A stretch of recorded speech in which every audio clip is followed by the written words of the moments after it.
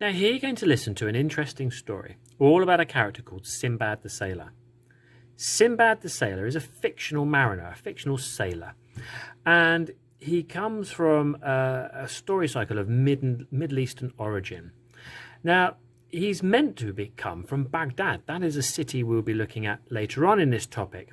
And he's meant to have been living in and around the 8th or the 9th century. Now, he had 7 voyages, all fantastical in their nature. And we're just going to look at one of those voyages. And he encountered all sorts of strange phenomena.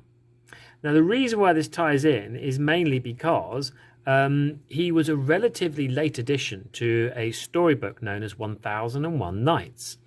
And this was, I think the earliest manuscript was about the 14th century. And they were all stories that came from in and around the Middle Eastern area. Many of these would have been told and retold around the campfires on the Silk Road. And so they were put together into a book, and as far as some historians are able to suggest, Sinbad the Sailor joined a little bit later towards the 17th and the 18th centuries, but ended up being part of that cycle of stories himself. Now, this particular story has been retold by a very, very gifted writer and illustrator, Marcia Williams. Now, Year 4s will know that we've looked at work from Marcia Williams before, and we used it for our World War I topic. And she wrote this excellent book called Archie's Scrapbook, and it was all about how a child interpreted what was happening in World War I. And she presented the book like a scrapbook, but the children absolutely loved it. And she has this rather unique and very busy style of drawing and illustrating her work, as you can see here. So the idea will be that you will retell the first of Sinbad's voyages, copying that same style of Marcia Williams. So you're going to make yourself a comic book today based on Sinbad the Sailor. But first of all, you need to see how she does it so we can borrow some ideas. And then you're going to listen to the story itself. So let's open up the page. Here we have the first bit. Wow, look, here we have this amazing map. We have suns over Baghdad. That's the city we're going to end up looking at. We've got Persia. We've got what looks like 2 birds arguing over a snake, which seems to be following roughly the same route of part of the old Silk Road. We've got ships and fantastic beasts sailing in the sea. And what you have is a rather beautiful and creative map just to open up the start of our book. So let's see what our first page has for us. Wow, and first thing you notice, it's very busy. The pages have this wonderful border that goes around them here. But let me read you the story. Long ago in Baghdad, there lived a poor, discontented man named Sinbad the Porter. One day, weary and cross from carrying his heavy load, the porter sat down to rest outside a rich merchant's house. As he sat there grumbling about the unfairnesses of life, and look, there I can see him grumbling, well, most of all I hate rich, happy people. Yeah, me too. The wealthy merchant, who had overheard him, sent out a page.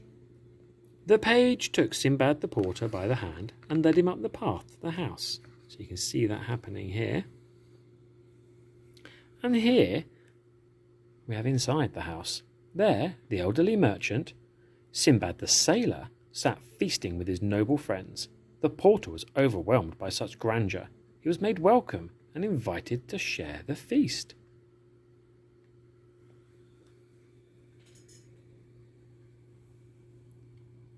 As they ate, Sinbad the Sailor started to tell them how he acquired his great wealth. Many years ago, when I was younger and thinner, my father died, leaving me an enormous fortune. I spent the money foolishly on exotic foods and clothes. Then one morning I woke in a panic, realizing I had very little wealth left, and if that I wasn't careful, I would spend my old age in poverty.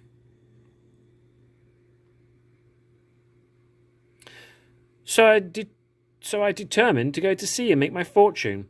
Having sold my few remaining possessions, I went to the market and bought merchandise. This I put aboard a ship and set sail to Basra.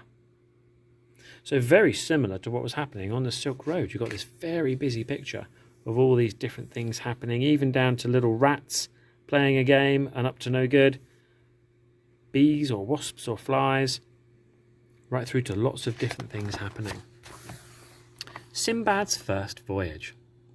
When we left the port of Basra with our ship well loaded, through the night and day we sailed, bartering our goods from land to land, until, at last, we reached an island as fair as the Garden of Eden.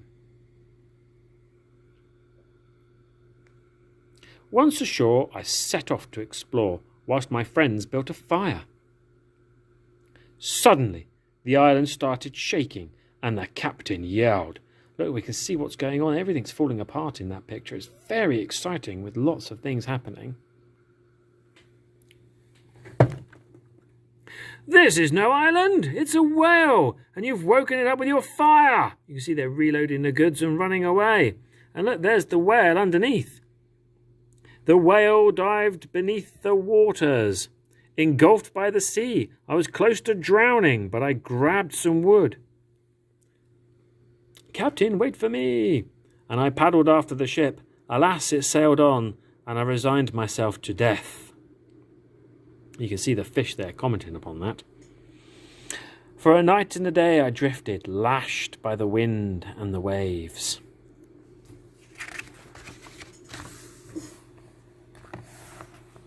As luck would have it, I was washed ashore onto a wooded island. I lay exhausted until the morning sun roused me. My poor feet were swollen from many fish bites, and we could see them in that picture, couldn't we? But, cutting myself a staff, I hobbled off to explore. I soon came upon a beautiful mare tethered to a tree, guarded by a well-armed but sleepy groom. He told me that the mare belonged to King Mahazra, just as I was telling him of my great adventure. The mare started screaming. Rushing towards her, we saw a seahorse trying to drag the mare into the ocean. We rushed to save her by yelling and waving with great energy, and we managed to drive the seahorse away. Look, the seahorse come to grab the other horse. The groom then took me to King Mahazra's beautiful palace. On hearing how I helped save his fine mare, the delighted king made me controller of shipping and heaped many magnificent treasures upon me. In spite of his great kindness, I longed to return home. So you can imagine my delight when one joyous day the ship arrived which I had originally set sail on, had the very same captain and all my valuable goods, from which I chose several kind gifts for the kindly king. He, in return, gave me yet more sparkling presents, and wished me a safe and trouble-free homeward journey. After many days' sailing, I arrived once more at Baghdad. There I bought lavish houses and rich farmland. Look, you can see everything he's buying. He's got a shopping list. Don't dawdle. 6 houses, 10 farms, 1,000 slaves, and 60 musicians. Wow. I entertained my friends with the best food and wine. But eventually I began to forget the dangers of my voyage, and long once more for excitement of travelling the sea. That is the story of my first voyage. Tomorrow, if Allah wills it, I shall let you the tale of my second voyage, which, although you might find it hard to believe, was even more amazing. So as you notice as we go through here, there is a huge amount of detail hidden within each picture.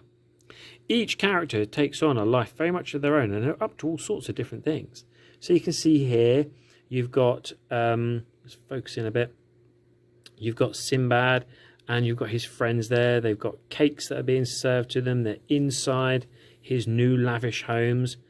But if we move on to some of the other parts of the story, such as this part with the island, you can see there's an awful lot. We've got characters talking to each other using speech bubbles, trying to work out what's gone on. Did I blow too hard? Oh, out of the frying pan and into the sea. So I think that sheep was going to be lunch and ended up running away. Is it an earthquake? You can see a shark there taking advantage of the situation, which is quite a humorous little add-on there. You can see all the fishes and the animals being blown around. All sorts of catastrophic things are happening. But it's all contained within the one picture. So there's many little stories being told during this. And what you find is if you go to the previous picture, well, here they are landing on the island. And you've got, look, here's more wood. I can taste you already. So look, there's someone already mentioning the fact that I think sheep is going to be the dinner. So that links in with the other one. They're building up the fire. There's the duck that got thrown around. A little bit of a river. And look, I might find someone to trade with. And there's the shark. Perhaps someone like me. So you have this kind of idea. There's many little stories being woven in and out of this much larger one. And that's what makes her illustrations so interesting when you look at it. Like in the marketplace, let's examine this. Look, you've got here a guy, he's busy buying something, he's checking it over, but clearly he's keeping a bit of an eye on his son at the same time. The son's not too happy about the fact he's holding onto his ear there, so maybe he was being naughty or trying to keep him in check. You've got a woman here who's busy examining things to be bought and sold. You've got a family in the background. You've got a dog there drinking out of a bowl, flies. We've got people sitting in pots. We've got people being buying and selling things. You'll never sell that lot, Sinbad. You've got a lot to learn. So there's people making comments about what he's doing. We've got little rats playing around and stealing food on the side of the dock. We've got a boy here loading things up into the dock as well, with rats in the background. So there's an awful lot happening in a lot of these pictures. There's like a mini story in each one. The use of colour is quite fantastic alongside all of this detail, and each page has this wonderful effect. So you can see the actual page here. If I take you up, it has this top line up here, which is being part of the story. Then the actual framework of the comic is like a column that you would get in an ancient building, decorated as it goes down, and each page is like that. If you move over to here into the middle, we have another column effect coming down, decorated in that same style with perhaps a balcony there, so maybe it's a tower. And then as we move over and we move up, we've got that same column on this side. So each page is lavishly decorated with a final border of leaves and birds going around the top of the page at each section. And all the storytelling is there. So you can see that it's all contained underneath, the captions all contained underneath each illustration. So in the top line, we've got one long one. And on the next line down, we have 3 pictures, 3 captions that associate it. And the story is told as it goes through each caption. So you can follow the picture and then follow the story as you go through. So my idea for you is, could you tomorrow create your own cartoon of Sinbad's first voyage using the same style as Marcia Williams? You could have it as 1 page, 2 pages, 3 pages. It's entirely up to you, as long as you cover the story. You've seen me highlight all these different features from her, all these different ideas and things that she includes. She has a particular style of drawing, so you've got that opportunity to make it your own and add all of that detail in there, colouring in every single aspect as well as telling the story. I will add a few more details on the assignment to give you a helping hand with this, but hopefully by the end you should end up with an amazing story that's come in and around the campfires from the old Silk Road.